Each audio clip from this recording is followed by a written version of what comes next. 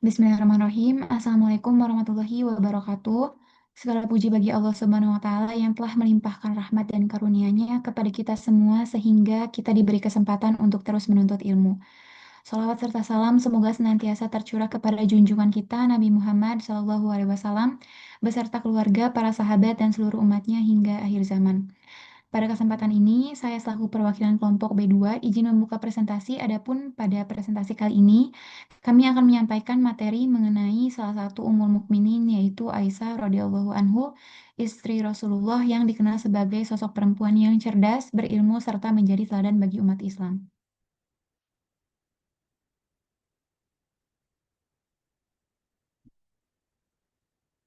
Adapun ini merupakan anggota kelompok kami yaitu kelompok 2B.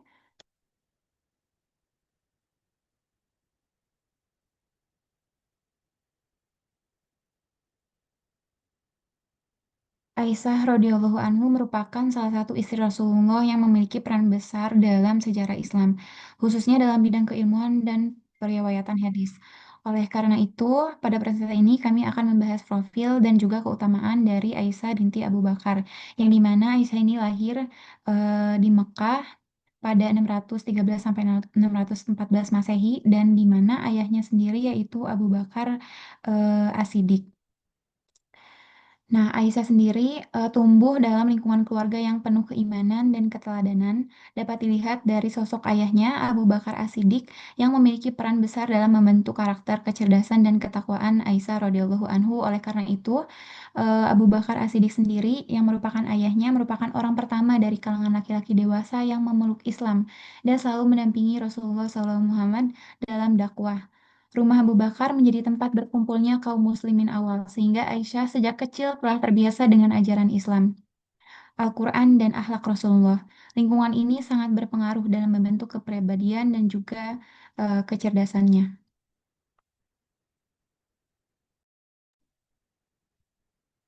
Aisyah binti Abu Bakar radhiyallahu anhu adalah istri Rasulullah yang dikenal paling cerdas, kuat hafalan, dan berilmu luas, khususnya dalam hadis, fikih, dan tafsir. Dalam hadis, Rasulullah bersabda bahwa keutamaan Aisyah dibanding wanita lain seperti keutamaan sarit dibanding makanan lainnya, menunjukkan kemuliaan dan keistimewaannya. Aisyah memiliki beberapa gelar kehormatan, di antaranya yaitu yang pertama Ummul Mukminin yang artinya ibu orang-orang beriman, yang kedua Asy-Siddiqah artinya wanita yang sangat jujur dan membenarkan kebenaran, yang ketiga Humaira yang merupakan panggilan kasih Rasulullah yang artinya si merah merona atau si berkulit cerah. Kedudukannya di sisi Rasulullah sangat istimewa. Beliau adalah istri yang paling dicintai, tempat Rasulullah banyak menyampaikan ilmu serta menjadi rujukan para sahabat dalam persoalan agama. Kemudian, kapan akad nikah dilaksanakan antara Aisyah dengan Rasulullah? Akad nikahnya itu dilakukan saat Aisyah berusia 6 tahun pada awal bulan Syawal tahun ke-10 kenabian yang dimana dilaksanakannya di Mekah sekitar 3 tahun setelah wafatnya Khadijah radhiyallahu anhu. Kemudian, penyempurnaan pernikahan ruksah atau pindahnya ke rumah Nabi terjadi pada bulan Syawal pada tahun kedua Hijriah di Madinah. Saat Aisyah berusia 9 tahun, lalu ikatan persaudaraan antara Nabi Muhammad SAW dan Abu Bakar As-Siddiq, yaitu ayahanda dari Aisyah, yang merupakan sahabat terdekat Nabi. Awalnya Aisyah sempat dijodohkan dengan Zubair bin Mut'im, tetapi dibatalkan dikarenakan keluarga Zubair menolak akibat masuknya Abu Bakar ke Islam. Kemudian Nabi Muhammad SAW menerima petunjuk melalui mimpi untuk menikahi Aisyah yang digambarkan seorang wanita pintar, berpengetahuan, cantik serta pemberani, serta bertujuan untuk memperkuat hubungan politik dan juga sosial di kalangan Muslim. Next. Suasana kehidupan rumah tangga awal Nabi Muhammad SAW dengan Aisyah yang dimana kehidupan rumah tangga awal Nabi Muhammad dengan Aisyah penuh dengan intiman dan juga romantik. Meskipun sederhana secara materi, tetapi Nabi Muhammad dengan Aisyah pernah mandi junub bersama dalam satu bejana dan juga Nabi sering mencium Aisyah saat berpuasa Ramadan yang menunjukkan kedekatan fisik dan emosional. Kemudian terlepas dari itu, tantangan seperti cemburunya Aisyah terhadap Khadijah sulit antara kesulitan ekonomi di mana rumah tangga istri-istri Nabi bertahan dengan kurma dan juga air selama berbulan-bulan serta eh, memicu adanya konflik dan juga hoaks. Aisyah tinggal di rumah sederhana dekat Masjid Nabawi yang dimana beliau belajar langsung dari Nabi Muhammad SAW dan juga menjadi narasumber utama hadis. Lalu Muslim secara eksplisit menyebut usia 6 tahun untuk akad dan juga 9 tahun untuk ruksah yang dimana sebagian kajian modern mengkritik riwayat tersebut karena adanya kontradiksi dengan usia saudara Aisyah sedangkan Asma bin Abu Bakar yang berusia 7 tahun hingga 18 tahun lebih tua dan wafat pada usia 100 tahun di tahun 73 Hijriah. Oleh karena itu yang menyiratkan Aisyah berusia 8 tahun hingga 19 tahun saat usia diambil dari hadis Bitsam Nabi dan juga hijrah.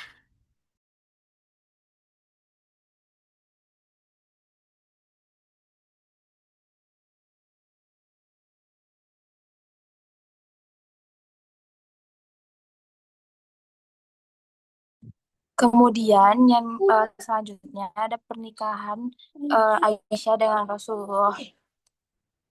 Yang pertama yaitu kedekatan hubungan Nabi dan Aisyah, yang dimana hubungan mereka bukan hanya sebagai suami istri, tetapi juga sebagai sahabat dan partner komunikasi, yang dimana Rasulullah ini sering berinteraksi dengan Aisyah, bercanda, berdialog, dan mendengarkan pendapat.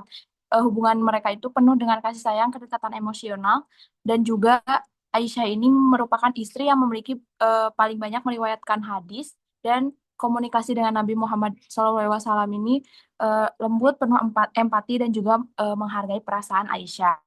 Untuk sisi keromantisan dan kesederhanaan rumah tangga ini, selain kedekatan emosional, rumah tangga Nabi dan Aisyah juga menunjukkan sisi romantis yang sederhana, bukan dalam kemewahan, yang dimana Rasulullah ini pernah berlomba lari dengan Aisyah, makan dan minum dari wadah yang sama, serta mandi dari satu bejana.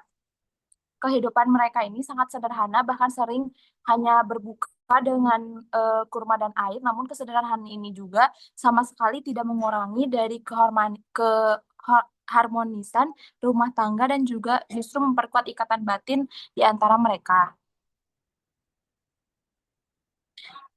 Yang ketiga yaitu ada momen-momen penting, yang dimana ada beberapa momen penting yang menunjukkan kuatnya hubungan Nabi dan Aisyah, yang dimana Rasulullah ini memiliki panggilan sayang untuk Aisyah sendiri yaitu Humaira, yang menunjukkan kasih sayang secara verbal. Selain itu, peristiwa hadis dari Al-Ifki menjadi ujian besar dalam rumah tangga mereka.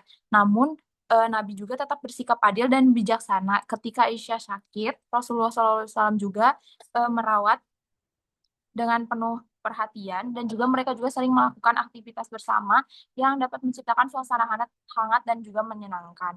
Kemudian ada beberapa pelajaran dari kehidupan Nabi Muhammad SAW dengan Aisyah, yang dimana terdapat kasih sayang yang merupakan bagian dari sunnah Rasul. Kemudian komunikasi yang sehat sangat penting dalam membangun rumah tangga. Kesabaran dan keadilan diperlukan dalam menghadapi konflik, serta rumah tangga sakinah dibangun dengan iman dan bukan harta.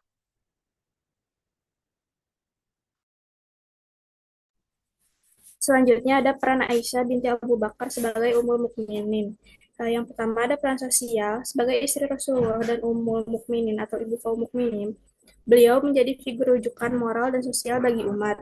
Aisyah aktif berinteraksi dengan para sahabat, khususnya kaum perempuan, dalam menyelesaikan persoalan sosial, hukum, dan kehidupan sehari-hari, dan berani menyampaikan pendapat secara kritis namun tetap berlandaskan adab dan ilmu, sehingga berkontribusi dalam pembentukan budaya, diskusi ilmiah, dan etika sosial dalam Islam. Yang kedua, peran sebagai guru bagi para sahabat. Aisyah dikenal sebagai salah satu periwayat hadis terbanyak, dengan ribuan hadis yang diriwayatkan darinya. Banyak sahabat besar seperti Abu Hurairah, Abdullah bin Zubair, Urwan bin Zubair, dan para tabi'in belajar langsung dengan beliau. Aisyah tidak hanya meriwayatkan hadis, tapi juga menjelaskan konteks turunnya ayat Al-Quran, praktik Nabi, serta memberikan istihad dalam persoalan fikih. Keilmuannya mencakup bidang tafsir, hadis, fikih, hingga adab kehidupan rumah tangga. Selanjutnya, peran dalam ibadah, dakwah, dan rumah tangga.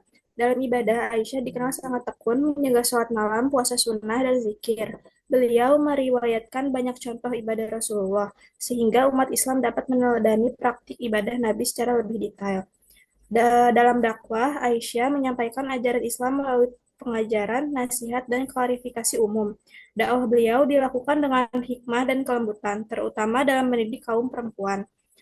Dalam rumah tangga, Aisyah menjadi teladan sebagai istri yang cerdas, penuh kasih, dan memahami peran serta tanggung jawab keluarga. Beliau juga menunjukkan bahwa kehidupan rumah tangga Nabi dipenuhi kesederhanaan, komunikasi, dan saling menghormati. Selanjutnya, keteladanan akhlak dan keilmuan. Aisyah dikenal memiliki akhlak yang mulia, kecerdasan luar biasa, serta keteguhan iman. Beliau jujur, berani, membela kebenaran, rendah hati, dan dermawan. Dalam keilmuan dalam keilmuan, Aisyah menjadi bukti bahwa Islam sangat menjunjung tinggi para perempuan dan ilmu pengetahuan. Keteladanannya menunjukkan bahwa seorang muslimah dapat berperan aktif dalam masyarakat, berilmu tinggi, dan tetap menjaga akhlak serta kehormatan diri.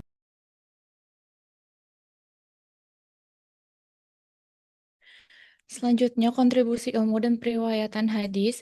Yang pertama itu pada bidang ilmu, Aisyah binti Abu Bakar ini mencintai dan menguasai berbagai bidang ilmu, terutama ilmu hadis, ilmu tafsir, ilmu fikih, ilmu faraid, ilmu kedokteran, dan ilmu sastra. Kemudian, pada periwayatan hadis, kecerdasan Sayyidah Aisyah ini dibuktikan dengan kemampuannya dengan meriwayatkan 2.210 hadis selama mendampingi Rasulullah Shallallahu Alaihi Wasallam. Aisyah ini merupakan perawi hadis perempuan terbanyak, kemudian peringkat 4 perawi hadis terbesar, kemudian 174 hadis yang disepakati oleh Bukhari Muslim, 54 hadis di Sahih Al-Bukhari, dan 69 hadis di Sahih Muslim. Di antara hadis yang diriwayatkan oleh Aisyah adalah tentang keistiqamahan dalam melakukan amalan baik. Sesungguhnya Rasulullah Shallallahu Alaihi Wasallam ini bersabda, tetaplah pada jalan kebenaran dan bersahajalah, dan ketahuilah bahwa pekerjaan seseorang di antara kamu tidak dapat menjadikan masuk surga. Sesungguhnya amal-amal yang paling disukai Allah adalah yang tetap terus berlangsung meskipun hanya sedikit. Kemudian pengaruh hadis dalam pembentukan hukum Islam, Aisyah ini memiliki peranan yang sangat penting dalam pembentukan hukum Islam, terutama dalam memperluas hukum yang berorientasi pada keadilan gender dan perlindungan hak-hak perempuan. Pengaruh ini berasal dari kecerdasan beliau dalam memahami inti ajaran Islam yang setara serta hubungan eratnya dengan sumber wahyu. Terdapat 3 aspek pengaruh hadis dalam hukum Islam, yaitu yang pertama ada kebebasan pendidikan perempuan yang dibuktikan pada hadis, yaitu sebaik-baiknya kaum perempuan adalah wanita-wanita Ansar yang tidak dihalangi rasa malu untuk mendalami ilmu agama. Kemudian hak perempuan dalam pernikahan yang dibuktikan pada hadis, yaitu Aisyah meriwayatkan kasus gadis yang menolak kawin paksa diberikan hak untuk memilih sendiri. Dan yang ketiga itu kebolehan istri mengambil hak dari suami yang dibuktikan pada hadis, ambillah sebagian hartanya yang dapat mencukupi diriku dan anakku dengan cara yang ma'ruf.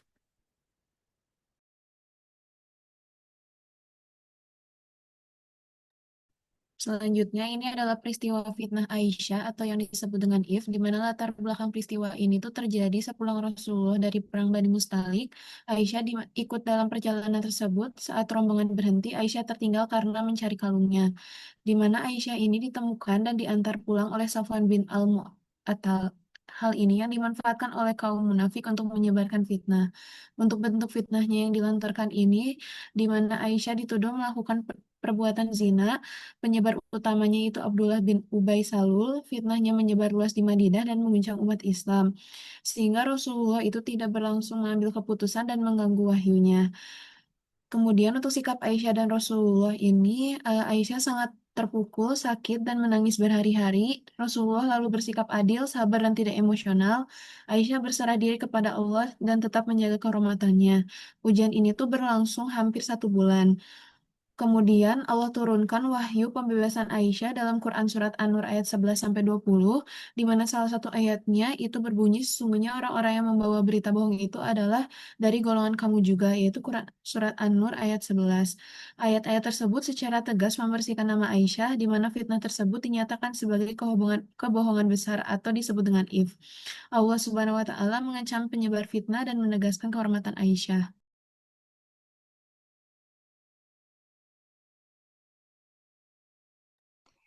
Selanjutnya, peran Aisyah radhiyallahu anha setelah wafat Nabi Muhammad. Pertama, Aisyah berperan sebagai guru bagi sahabat dan tabi'in, di mana rumah beliau menjadi pusat pembelajaran dan beliau dikenal sebagai perawi hadis terbanyak dari kalangan istri Nabi. Jika para sahabat mengalami kesulitan memahami hadis, mereka sering merujuk kepada Aisyah karena kedalaman ilmunya. Beliau juga mendidik tokoh-tokoh tabi'in penting seperti Urwah bin Zubair dan Al-Qasim bin Muhammad. Selanjutnya, Aisyah juga berperan dalam pemberian fatwa dan pengembangan ilmu, di mana fatwa beliau banyak membahas masalah fikih, khususnya toharoh, ibadah, dan keluarga. Keistimewaannya juga adalah kemampuan memahami hadis secara kritis dan konstekstual, sehingga pendapatnya banyak dijadikan rujukan dalam kitab-kitab fikih. Selanjutnya yang ketiga, kontribusi Aisyah dalam sejarah Islam awal sangat besar, di mana beliau menjadi sumber utama informasi tentang kehidupan Nabi Muhammad, terutama sunnah dan sirah. Aisyah juga terlibat dalam Perang Jamal yang dilatar belakangi oleh tuntutan keadilan atas wafatnya Khalifah Utsman. Setelah itu, beliau kembali fokus pada pendidikan dan ibadah. Selanjutnya ada wafatnya Aisyah. Aisyah wafat pada tahun 58 Hijriah di Madinah. Mayoritas ulama menyebutnya beliau wafat pada malam Selasa. Usia Aisyah sekitar 66 tahun. Beliau wafat secara alami dan tidak ada riwayat sakit berat yang panjang. Kemudian, akhir kehidupan beliau ini berlangsung tenang setelah banyak berkontribusi dalam ilmu dan dakwah Islam. Kemudian setelah wafat, jenazah Aisyah disolatkan oleh Abu Hurairah. Saat itu Abu Hurairah menjabat sebagai gubernur Madinah. Aisyah kemudian dimakamkan di pemakaman Baqi. Proses pemakaman dilakukan pada malam hari, sebagaimana tradisi yang berlaku pada masa itu. Selanjutnya, keteladanan sifat dan nilai yang diwariskan. Aisyah ini memiliki kecerdasan dalam memahami Al-Quran dan Sunnah, menguasai ilmu fikih, tafsir, dan hadis secara mendalam. Beliau juga menjaga kejujuran dan ketelitian dalam menyampaikan ilmu, berani meluruskan kesalahan dan berdasarkan dalil yang jelas, menunjukkan adab dalam dialog dan perbedaan pendapat, menjalani hidup sederhana dan menjaga kehormatan diri, serta konsisten mendidik umat melalui pengajaran dan nasihat. Kemudian, relevansi untuk muslimah masa kini, beliau ini menjadikan ilmu sebagai dasar bersikap dan mengambil keputusan. Kemudian mengembangkan sikap kritis yang disertai adab, menyampaikan kebenaran secara bertanggung jawab, menjaga integritas dalam lingkungan akademik dan sosial. Beliau juga aktif menuntut ilmu sepanjang hayat, berperan dalam keluarga, masyarakat, dan pendidikan, menjaga identitas muslimah di tengah perubahan zaman. Kesimpulannya, Aisyah binti Abu Bakar merupakan tokoh penting dalam sejarah Islam. Kontribusinya besar sejak masa Rasulullah hingga setelah wafatnya Nabi.